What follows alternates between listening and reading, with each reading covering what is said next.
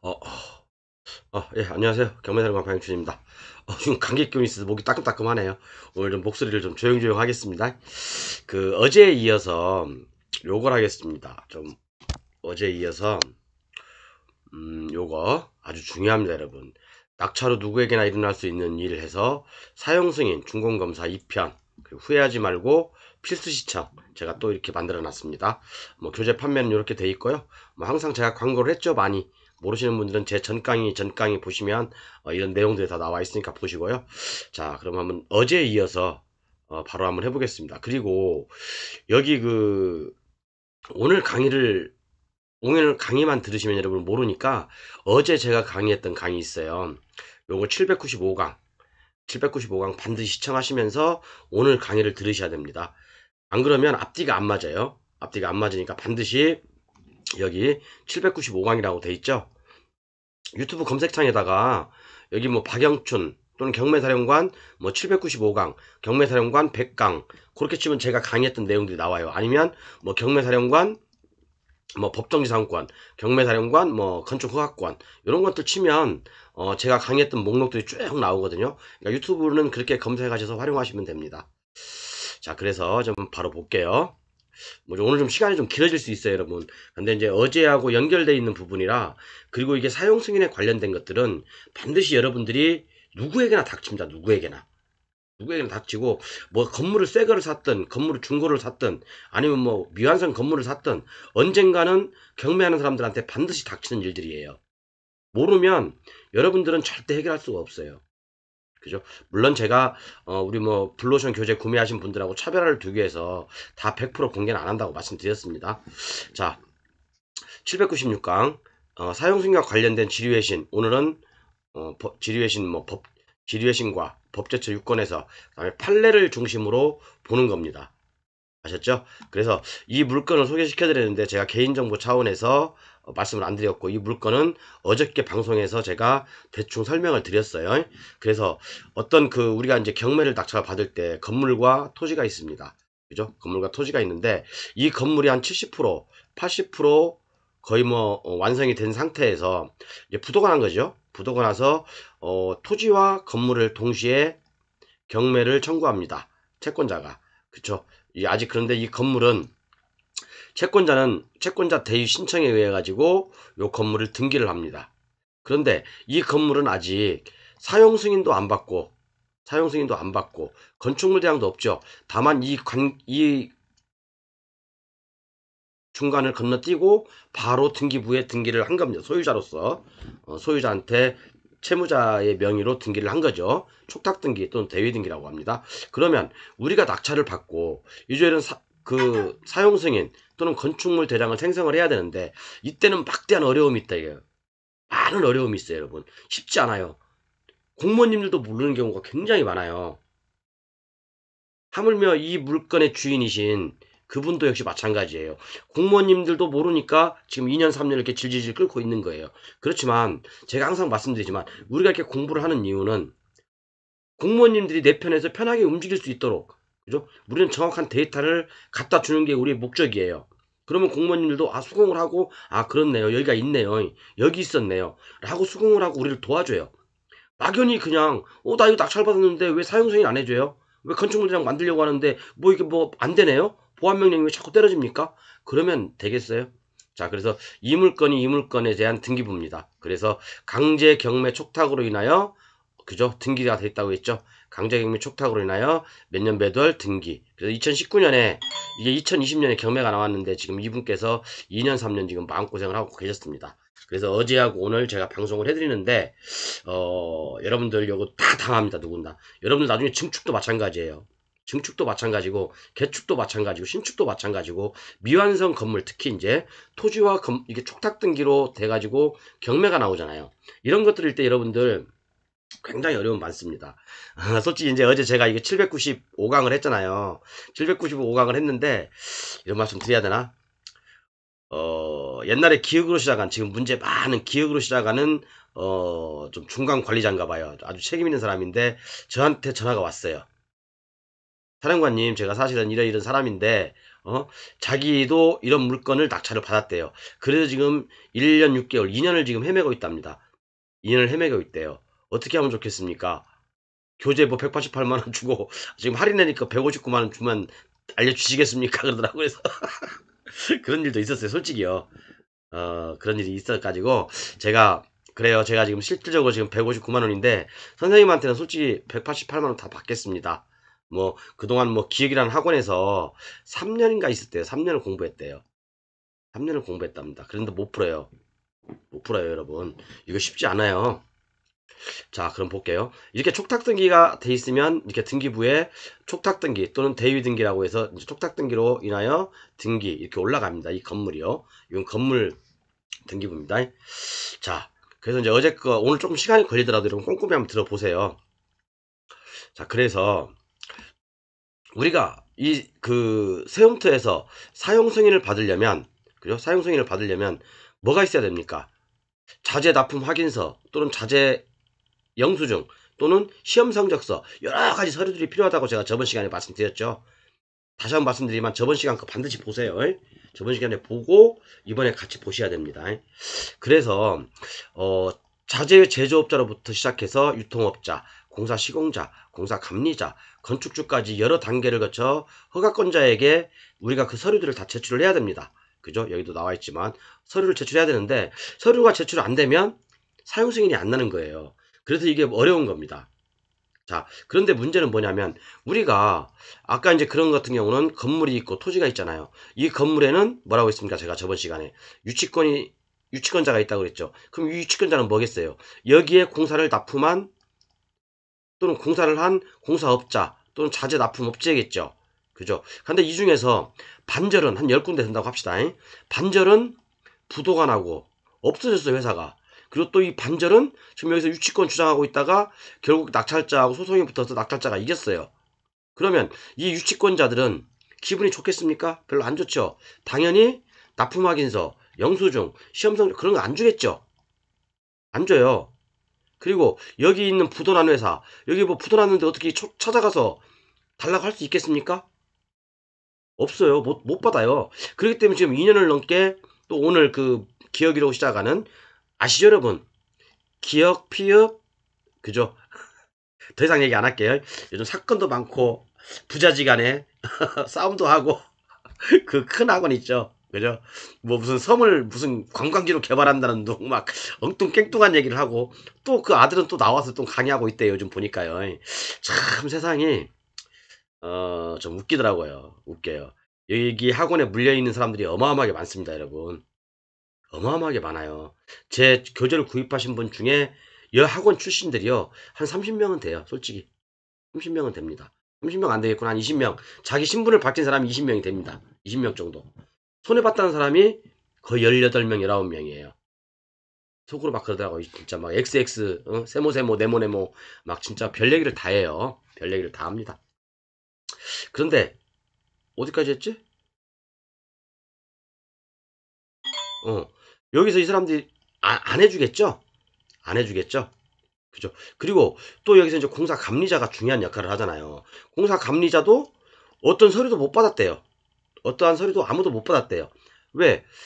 이 그 납품 업체들이 당연히 이 공사 발주자 그러니까 채무자겠죠. 부도난 사람이겠죠. 채무자가 돈을 안 주니까 당연히 납품 확인서 영수증도 안 줬겠죠. 그런데 이 영수증을 돈을 안 줬다고 해서 자재 납품한 영수증을 안 주면요. 이것은 위법한 행위입니다. 제가 조금 이따 판례 보여드리겠습니다. 위법한 행위예요. 원래는 납품을 하면 납품 확인서를 줘야 됩니다. 이 공사 감리자에게. 그래서 이 공사 감리자도 서류가 없다는 것도 조금 이해가 안 가는 부분도 있어요. 저는요. 그죠? 그래서 건물의 사용 승인을 신청할 때 건축 자재 납품 확인서가 없으면 무엇을 첨부하여 사용 승인 허가를 받을 수 있습니다. 라고 제가 결론을 이렇게 말씀드린 겁니다. 근데 요것은 제가 가렸어요. 물론 제가 이제 나중에 이제 뭐 교재 필요하신 분들 또 우리 그 블루오션 교재 구매하신 분들 중에서 필요하다 하면 제가 나중에 한꺼번에 보내드린다고 했습니다. 자, 그래서 한번 볼게요. 그럼 뭐 어떻게 보면 또 이제 그 필요한 법률은 또 그것도 하나 더 추가할 수가 있어요. 건축법뿐만 아니라 건설공사 품질 관리 업무 지침이 있어요. 요것도 한번 여러분 참고해 보십시오. 나중에 요건 제 교재에 있으니까 보시고요. 자, 그러면 지금부터 사용 승인과 관련된 지류의 신 또는 법제처 유권에서 또는 판례에 대해서 제가 쭉 설명을 해드릴 거예요. 조금 지루하시더라도 끝까지 들으세요. 끝까지 들으셔야지 여러분들이 공부하는 방법을 알아요. 자, 건축구에 이제 지리외신에 보면, 자, 지리외신 하나 소개시켜 줄게요. 공사감리자가 건축주에게, 공사감리자가요? 공사감리자가 원래 납품업체들한테 영수증을 받아서, 납품 확인서를 받아서 건축주에게 줘야 되잖아요. 건축주는 다시 이걸 허가권자한테 제출을 하는 게 맞죠. 그죠? 그렇게 순서대로 관제. 감리완리 보고서를 제출하지 아니한 상태로 사용승인 신청을 할 수 있는지, 요것은 중요한 내용이 아니니까 제가 여러분들께 공개해 드린 겁니다. 당연히 요것은 할 수 있습니다. 그죠? 종합적으로 확인하여, 검토 확인하여 그 결과에 따라 사용승인권자가 승인 여부를 결정하면 될 것입니다. 그러니까 요것도 공사감리 보고서가 없다고 해서 사용승인이 안 나는 건 아니다. 근데 방법은 밑에 있어요. 방법은 네모 관찰했습니다. 제가. 그리고 또 하나. 지리외신이 많습니다. 여러분 계속 보세요. 안 보면 여러분들 손해예요. 자, 공사 진행 중 부도로 인하여 경매로 낙찰받은 건축주가 전 감리자가 작성한 중간 감리 보고서 없이 구조 안전 진단 결과와 새로운 감리자잖아요. 그죠? 새로운 감리자가 작성한 감리 완리 보고서를 제출하여 사용 승인이 가능한지 여부와 관련 법령에 위배되는지 여부. 이건 뭡니까? 이게 되겠어요? 안 되겠어요? 됩니다. 이것도. 그죠? 됩니다. 그죠? 종전의 감리자가 보고서 제출을 거부하는 등 불가피하게 중간 감리 보고서의 작성 및 제출이 불가능한 경우에는 건축사 등 관계 전문가들을 통하여 감리 보고서 작성되어야 할 부분이 구조적으로 안전한지, 설계 도면대로 시공되어 있는지, 건물의 사용이 지장이 없는지, 관계 법령에 적합한지 등을 종합적으로 검토 확인한 결과를 따라 사용 승인권자가 최종 승인 여부를 결정해야 할 것으로 사료됨. 이렇게 나와 있죠. 그죠? 그러니까 여기까지는 봐서는 돼요. 여기까지 봐서는 됩니다. 자, 또 하나. 건축물 사용 승인 시 일괄 신고 변경. 요것은 10분의 1 이내의 면적 증감으로 인하여 위치가 약간 변경됐대요. 1층은 그대로인데 2층이 10분의 1 정도, 그러니까 이정 10분의 1 정도로 면적이 약간 좀 증감됐다는 어떤 그런 내용이겠죠. 이래도 사용 승인이 난다. 그죠? 사용 승인은 그 약간 이건 조그만 거거든요. 사소한 것들. 그러니까 어떻게 보면 10분의 1이라고 해서 뭐 사소한 것들이라고 할 수는 없지만, 그죠? 그 정도 일부분이라고 여기 표기가 됐네요. 일부분이 1m를 초과하여 변경하더라도, 그죠? 뭐 사용승인 할 수 있다 이런 내용입니다. 옛날에도 이것은 제가 사용승인 100% 된다 해서 강의를 한 적이 있습니다. 자, 그 다음에 대전지방법원의 판례가 하나 있는데요. 이 판례가 뭐냐면 감리자에 대한 중요성을 일깨우는 판례예요. 이 감리자에 대한 중요성을 일깨워주는 판례입니다. 제가 한번 읽어볼게요. 자, 그래서 감리자가, 우리는 이제 어떤 낙찰을 받으면 감리자한테도 좀 많이 좀 도움을 요청해야 되거든요. 자, 그럼 보면 건축주가 감리 중간 보고서를 첨부하여 허가권자에게 제출해야 할 때는 사용승인을 뭐 어쩌고 사용승인 신청시라고 하여, 그죠? 사용승인 신청시잖아요.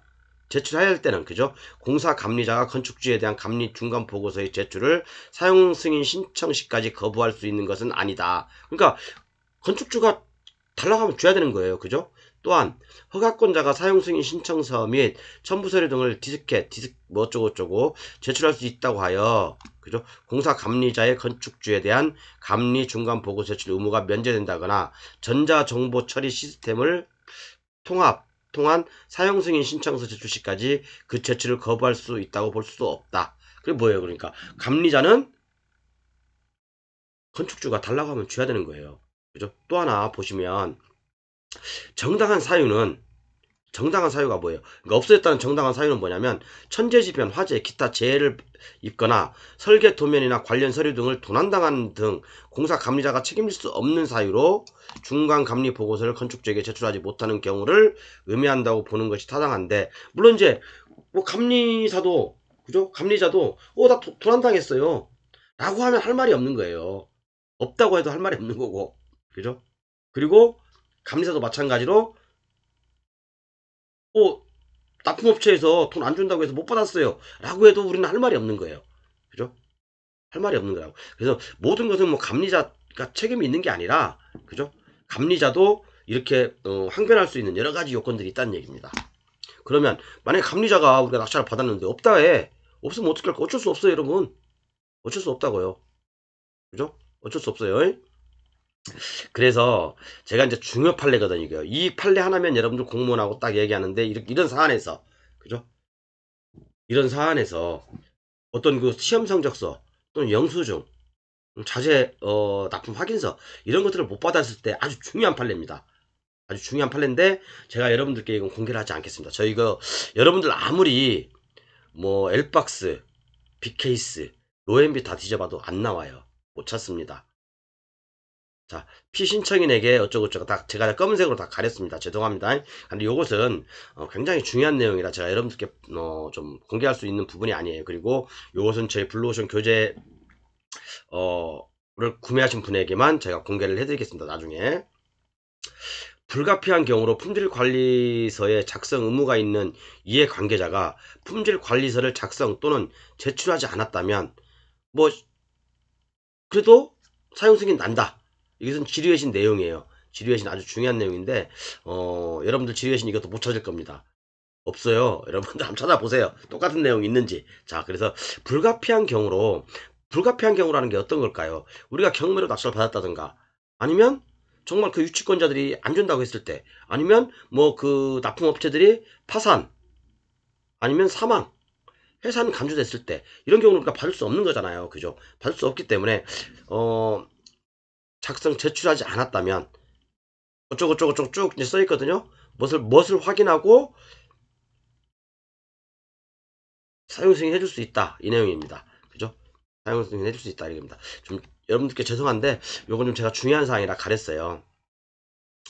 그래서 이항에 따라 피신청인에게 의견을 표명하기로 하여 주문과 같이 판결한다. 주문이 뭡니까? 아까 제가 보여드리지 않았지만 그 사용 승인 해줘라. 그 내용입니다. 자, 죄송합니다. 이것은 제가 좀 중요한 판례라 저희 이제 블루오션 교재 구매하신 분이 나중에 필요하시면 제가 2월달 정도 취합해서 보내드린다고 했어요. 그 다음에 대지 소유권이 3자에게 이전되어 대지 소유권이 없는 경우 사용 승인 가능한지. 이게 말이 뭔 말이냐면 제가 이것도 옛날에 강의했어요.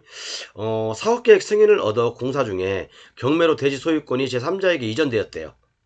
그래도 뭐라고 했습니까? 건축물만 사용 승인은 건축물에 관한 거잖아요. 건축물만 허가서 내용대로 세워졌다면 사용 승인 된다고 했죠. 토지 소유자가 바뀌든 말든 상관없어요. 근데 나중에 조금 이따 나오는 내용인데 만약에 이게 여기 건물이 올라가 있어요. 근데 경매로 이 토지 소유자가 바뀌었어. 토지 소유자가 A에서 B로 바뀌었어. 그러면 나중에 사용 승인 받을 때 국토계획법이라든가 또는 개발행위 허가 지침 또는 국토계획법 시행규칙, 그죠? 시행규칙에 나와 있죠. 허가 받은 대로 완공했을 때 사용 승인 해줄 수 있다라고 되어 있잖아요. 공무원님들은 그 조문을 통해서 여러분들을 괴롭히는 거예요. 근데 여러분들은 그 조문을 공무원님들이 조문 딱 보내면 머리가 하얘지는 거거든요. 이제 머리가 하얘집니다. 그런데 이런 경우는 대지 소유자가 바뀌었어. 그래도 이 건축물이 허가세대로 완공이 됐다면 사용 승인을 해줘야 된다는 얘기입니다.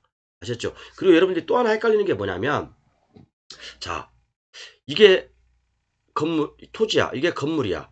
그리고 여기는 이 토지 소유 전체가 바뀌든 일부가 바뀌든 상관없어요. 그래도 다 건축 사용승인 해줘야 된다는 얘기입니다. 이 건물에 대한 사용승인 해줘야 되는 거예요. 근데 문제는 뭐냐면 여러분들 우리가 건축하기 위해서는 이 건물이 이 대지가 3m 이상의 도로에 2m 이상 접해야 되잖아. 그죠?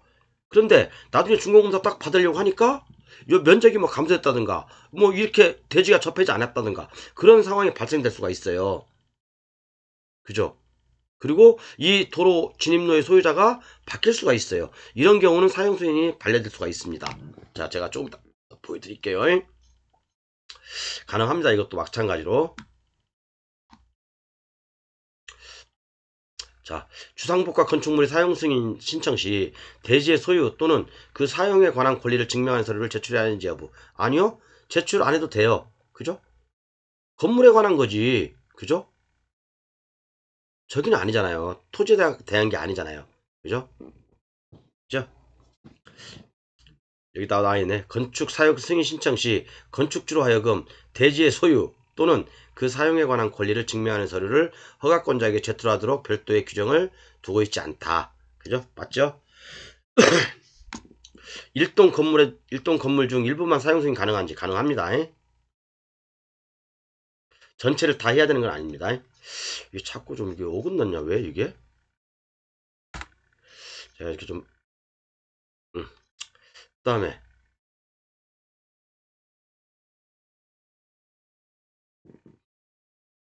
자 여기 나와 있네. 아까 또 도로 조건 등이 미비한 채 임시 사용 승인이 가능한지 건물 사용 승인 신청 시 그죠? 도시계 너비가 6m 이상 도로에 4m 이상 접하는 조건을 부여. 이것은 뭐 6m 이상 3m는 이게 뭘까요, 여러분?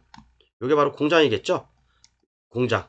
몇 제곱미터 이상의 3000제곱미터 이상인가 2000제곱미터 이상인가 이상의 공장은 6m 도로에 3m 이상 접해야 된다. 그러나 일반 건축물은 4m 도로에 2m 이상 접해야 된다. 그거잖아요. 그죠? 건축 허가 조건이 이행되지 아니한 상태에서 사용 승인이 가능한지 아까 말씀드렸잖아요. 이 건물이 올라가 있는 대지 소유권이 바뀌면 상관없지만 이 접도 의무잖아요. 접도 의무가 미비된 채 사용 승인을 할 수 있는지 안 됩니다. 이건요. 왜? 안 돼요. 안 된다니까. 안 돼요, 그냥 여러분들. 이건. 자, 분양 목적이 아닌 건축물의 사용 승인 시 토지 소유권을 확보해야만 가능한지 아닙니다. 토지 소유권은 확보하지 않아도 돼요. 그죠? 제가 말씀드렸잖아요, 아까. 그죠? 내가 어떤 이런 걸 알바끼라고 하는 무식한 전문가들 엄청 많습니다, 여러분. 제가 진짜 안타까운 게 사실은 제가 경매를 강의하게 된 이유도 그 중에 하나 있어요. 자, 볼게요, 여러분. 이게 토지야. 지금 건물이 이렇게 올라가 있어. 그죠? 건물이 올라가 있어. 그러면 여기 진입로가 이렇게 있겠죠? 자, 건물이 이게 법정유상권이 성립해요. 그런데 이 토지만 경매로 나왔어. 토지만 경매로 나왔어요. 그러면 이 건물은 아직 사용 승인을 못 받았어요. 어떤 경매학원 원장이 저한테 그랬어요. 옛날에 아주 유명한 사람이 이분도 토지공법도 강의하고 막 그렇게 뭐 책도 내고 막 그런 사람이더라고. 경매학원 원장이 자 이 건물은 이제 신축이거든요. 근데 이게 가만히 보니까 이 건물이 굉장히 좋아요. 이 건물이요. 한 월세가 제가 봤을 때는 그때 당시 한 1,800 정도 나오겠더라고요. 그죠? 근데 지료는 한 300 정도면 될 것 같아요. 그래도 한 30년 동안은 한 1,500 이상 벌 것 같아요. 한 달에. 괜찮죠? 그죠? 그런데 이게 경매가 나왔어. 이 토지가. 그러면 원장이 하는 말이 그런 거예요. 아, 이 건물 사용 승인 안 난다. 절대 내 도움 없이는 사용 승인 안 난다. 라고 이렇게 궤변을 들여놓더라고요. 그것도 한 8년 됐나, 10년 됐나 봐요. 10년 전에 제가 경매를 처음 배울 때. 지금 그 양반 뭐 지금 소송에도 휘말려 있고 좀 많이 휘말려 있는데 그런 얘기를 하고 있더라고요. 저는 그게 정답인 줄 알고 그렇게 지금 했어요. 근데 이제 공부를 더 많이 열심히 하다 보니까 아, 이건 아니구나. 정말 내가 배웠던 게 잘못된 거구나라는 걸 많이 느끼기 시작하면서 좀 공부를 더 열심히 하게 됐죠. 그런데 이 경매 낙찰 이게 알밖에 아닙니다, 여러분. 이게 사용 승인 납니다. 사용 승인 나요. 그죠? 자, 도로 개설을 하여야 사용 승인이 가능한지. 그죠? 당연히 도로 개설 돼야 돼요. 접도 의무가 돼야지 사용 승인이 나는 겁니다. 그러니까 아까 여러분들 토지주가 바뀐 거나 도로하고는 구분돼서 생각을 하자. 이 말씀을 드리는 거예요. 위반 건축물에 관한 사용 승인. 이것은 주차장법 위반 건축물이 된 거거든요. 그럼 이런 경우도 사용 승인이 될 거냐? 주차장법 위반이거든요. 그죠? 그러니까 집합 건물인데 일부를 무단으로 용도 변경한 거예요. 일단은 사용 승인 해줘야 돼요. 그렇지만 이 부분은 나중에 주차장법에서 이제 걸리겠죠. 그죠? 주차장법에서 걸립니다. 부수주차장 용도 제가 주차장법 한번 연장했죠? 보세요. 그 다음에 사용승인 시 공동주택 전원의 동의 필요한지 아닙니다. 이것은 어떤 사용승인 시는요 과반수 이상의 지분권자의 동의만 필요하면 됩니다. 과반수가 되는 건축주의 동의만 있으면 돼요. 그 다음에 사용승인을 받은 날로부터 5년이 지난 후 지목이 변경되는 경우는 개발분담금이 부과 대상인지 당연히 개발분담금이 부과되겠죠. 자, 우리가 보면 이게 뭔 말이냐면, 자, 건물을 세웠어. 농지를 전용해서 건물을 세웠어요. 그죠? 사용 승인을 받았어. 그죠? 근데 5년이 지난 후에 5년 동안은 그 건축 목적대로 사용해야 되죠. 안 그러면 개발 분담금, 뭐 감면받았던 산지 전용 분담금, 아니면 농지전용 부담금 다 때려 맞는 거죠. 이제 가시죠. 제가 옛날에 강의했죠, 그거. 그래서 농지나 산지를 전용해서 건물을 세웠다, 공장을 세웠다, 건축을 했다. 그러면 그 용도에 맞게, 처음 허가된 용도에 맞게 사용해야 됩니다. 안 그러면 다른 용도로 사용하려면 허가권자의 승인을 받아야 되는 거예요. 승인은 굉장히 까다로운 겁니다. 그죠? 당연히 개발 분담금의 부과 대상이죠. 이 개발 분담금은 20%에서 여러분 25%까지 때리는 거죠. 그러니까 국토계획 및 이용에 관한 법률에 의해서 개발행위를 한다든가 건축법에 따라서 건축을 한다든가 어떤 뭐 산업지적 활성화 및 공장 설립에 관한 법률에 의해서 공장을 설립한다든가 한 50여 개 법률에 따라서 뭐 개발을 하면 하여간 땅을 판다거나 재건축을 한다거나 재개발을 한다거나 하여간 건물을 다시 세운다거나 그러면 포크레인 되면 다 개발이익 환수금을 받는 겁니다. 그러니까 이런 것들은 개발 전에 공시지가에서 개발 후에 가치를 따져서 요 차익의 20%나 25%를 내는 거죠. 그죠? 요것은 다른 법률에 따라 약간 차이가 있습니다. 요것은 아시죠? 요것은 이 개발분담금은 어떤 법률에 따라 나온 거죠? 개발이익 환수법에 따라 나온 거죠. 그죠? 개발이익 환수에 관한 법률에 의해서 이 개발 분담금이 대상이 되는 겁니다. 재건축이든 재개발이든 뭐 하여간 포크레인으로 땅을 파든 농지를 파든 임야를 파든 뭐 어떤 그런 것들은 다 개발 분담금이 있는 거예요. 왜? 임야 5천원짜리를 집을 세우게 되면 10만원짜리가 되는데 그러면 이 개발 분담금이 얼마겠어요? 9만 5천원에 대한 최대 25%를 뜯어 맞는 거죠. 그죠?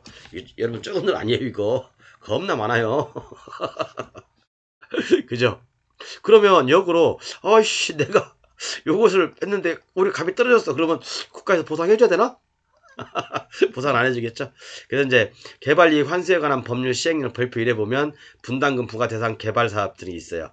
뭐 이런 거 주택법에 따라서 그 다음에 택지개발 촉진법에 따라서 산업 입지 및 개발에 따라서 그 다음에 뭐 관광진흥법, 국가산업단지, 일반산업단지, 도시첨단산업단지, 농공단지, 협동화산업단지, 그죠? 국토계획법, 도시공원, 온천법, 자연공원법, 경제자유구역, 도시개발, 주거환경, 뭐 주한미군 어쩌고저쩌고 이런 수많은 법률들이 있습니다. 이 법률들에 의해서 개발을 하게 되면 다 개발 분담금이 나오게 돼요. 왜 내가 이 얘기를 하고 있지? 이게 왜 여기 들어와 있지? 네, 죄송합니다. 이게 원래 개발 분담금 쪽에서 해야 되는데 개발이익 환수 어차피 했으니까 개발이익 환수에 관한 법률 13조에 분담률이 있고요. 100분의 20, 100분의 25, 100분의 20. 그 다음에 부가이익 기준이 있죠. 부가이익 기준은 그거예요. 시작 시점부터 종료 시점까지 이 차액을 간단하게 얘기하면 그겁니다. 뭐 더 복잡하게 설명 안 할게요. 그거죠. 자, 그래서 연면적이 10분의 1 이내의 면적 증감에 따른 유치 변경이 있을 경우 사용 승인 시 일괄 신고 가능합니다. 이것도 지뢰신에 있으니까 보세요. 건축물 사용 신청 시 공사 감리 관련 제출 서류. 이것은 뭐 안 해도 되겠다. 자, 요것도 뭐 건축 당시에 대지 면적이 10제곱미터 증가한 경우 뭐 이 정도는 미미한 변경이겠죠. 그죠? 증가겠죠. 이런 건 해줘야 되고 안 해줘. 그죠? 경미한 사항이라고 했잖아요. 그죠? 경미한 사항 변경에 대하여는 해줘야 된다. 요거 좀 빨간색으로 좀 할까요? 경미한 사항이에요. 아까 10분의 1 정도도 경미한 사항이고 요거 정도 10제곱미터 요것도 경미한 사항입니다. 그렇지만 이거 고의로 하면 안 되겠죠. 그죠? 자, 그래서 또 하나 볼게요. 이제 대법원 판례네요. 대법원 판례에 의하면 건축 사용 검사 허가 처분 취소라는 게 있어요. 그죠?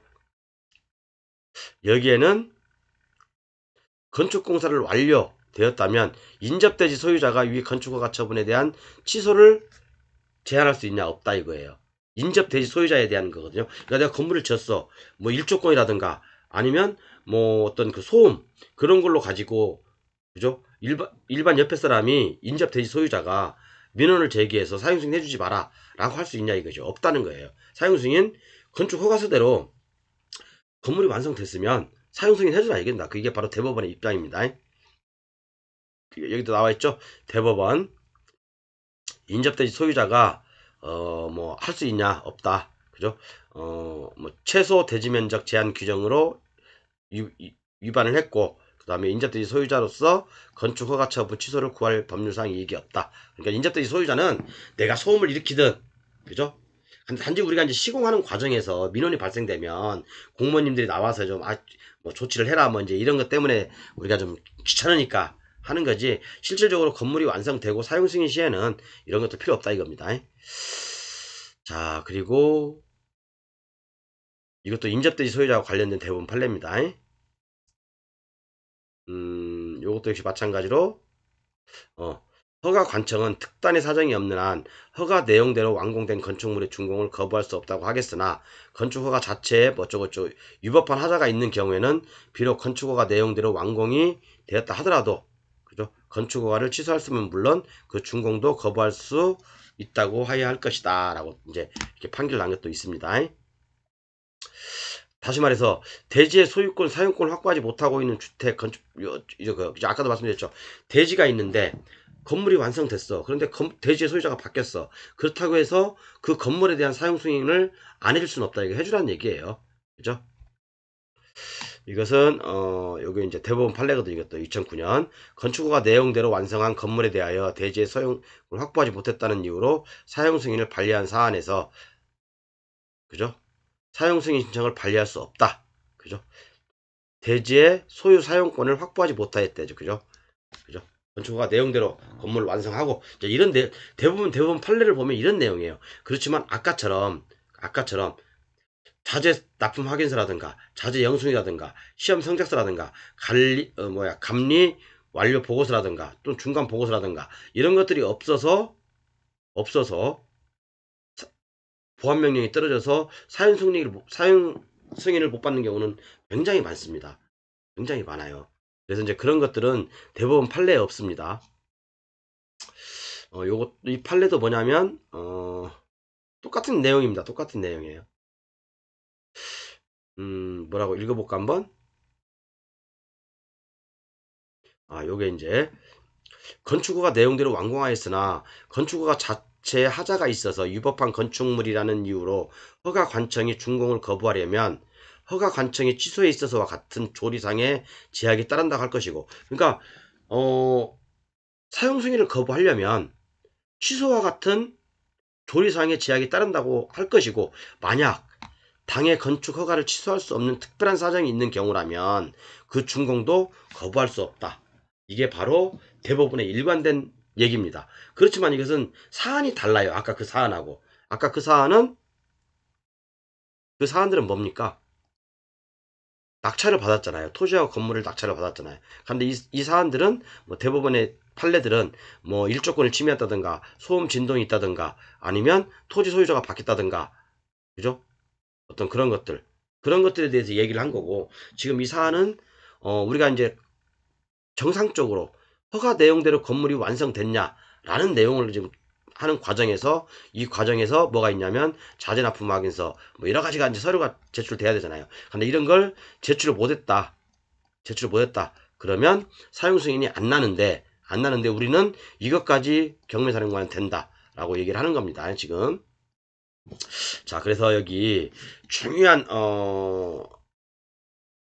이제 또 판례가 제가 하나 제가 지금 두 개를 지금 판례를 가렸잖아요, 여러분. 좀 이것은 양해해 주십시오. 양해해 주시고 제가 한번 읽어볼게요. 대충 이제 내용이 이 판례 내용이 뭐냐면 감리 보고서, 공사 완료 도서 등의 서류 및 도서가 제출되지 않았다는 이유만으로 사용 승인 신청을 반려한 것은 건축주에게 지나치게 가혹하여 비례의 원칙을 위반함으로써 재량권을 일탈남용한 것이라고 보아야 한다라고 돼 있습니다.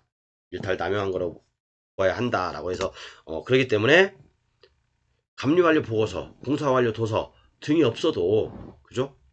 없어도 사용 승인을 받을 수 있다는 거예요. 근데 공무원들은 이런 내용을 모르세요. 대다수 제가 장담하건대 관련 건축과에 있다 하더라도 이 내용을 아시는 공무원들은 진짜 100명 중에 1명 있을까 말까 합니다. 저는 거의 없다고 봐요. 왜? 공무원님들은 원칙대로 하기 때문에 법대로 하는 거잖아요. 아니 건축법에서 아니 자재납품 확인서, 영수증, 감리보고서 제출하겠는데 제출 안 하잖아요. 세움태 또 그걸 갖다 올려야 되는데 없으니까 못 올리니까 사용승인이 안 나는 거거든요. 공무원이 틀렸다는 게 아니에요. 그렇지만 공무원, 우리는 제가 항상 말씀드리잖아요. 이 사용검사, 준공검사에서는 우리가 공무원님들이 일하기 편하게 만들어줘야 된다. 우리가 자료를 갖다 줘야 된다. 라는 논리를 제가 피고 있잖아요. 자, 내려볼게요. 죄송합니다. 이게 싹 가렸습니다. 제가요. 여기 있는 뭐 모든 내용들 중요한 내용들이기 때문에 이 판례가 좀 제가 여러분들께 공개를 못할 판례입니다. 자, 그래서 제가 중간에 한번 제가 나름대로 써봤어요. 아까 똑같은 내용입니다. 감리 완료 보고서, 공사 완료 도서 등의 서류 및 도서가 제출되지 않았다는 이유만으로 사용승인 신청을 반려하는 것은 건축주에게 지나치게 가혹한 비례의 원칙을 위반함으로써 재량권을 일탈 남용한 것이라고 보아야 한다라고 이렇게 판례가 돼 있지 않습니까? 대법원 판례는 아니에요. 대법원 판례는 아닙니다. 그리고 아까 맨 위에 있던 거 제가 다 가렸던 거, 그것은 아주 중요한 판례입니다, 여러분. 이 판례에서도 제가 아까 위에 있던 판례를 지금 원용하고 있어요. 그죠? 자, 그럼 또 볼게요. 그래서 이제 우리가 결론은 그겁니다. 사용 승인은 우리가 이제 여러분들 이런 걸 낙찰받고 엄청나게 힘들어 하잖아요. 아니 이거 시험 성적서 나쁜 거지 어디서 구해 이걸로 그렇다고 가짜로 해? 가짜로 하면은 사문서이죠 공문서이자가 되는데 그러다 걸리면 작살 납니다. 그죠? 그러다 걸리면 집안 폐가망신해요. 그러면 이렇게 할 수 있는 방법이 있다니까 방법이. 자 그래서 한 가지 좀 이렇게 제가 판례를 한번 봤거든요. 건물 사용 승인을 신청하였는데 납품업체가 대금을 미지급을 이유로 납품확인서, 시험 성적서 등을 교부하지 않아서 사용 승인을 못 받고 보안명령이 떨어진 사안인데 이게 어떻게 낫겠습니까, 여러분? 납품업체에서는 당연히 야 돈 줘 임마 돈 줘야지 내가 납품확인서 줄게 라고 하겠죠. 왜? 이 사람들은 절차를 잘 아는 사람들이기 때문에 이 납품확인서 영수증이 없으면 사용 승인을 못 받는 걸 알고 있기 때문에 이렇게 목리를 부리는 거예요.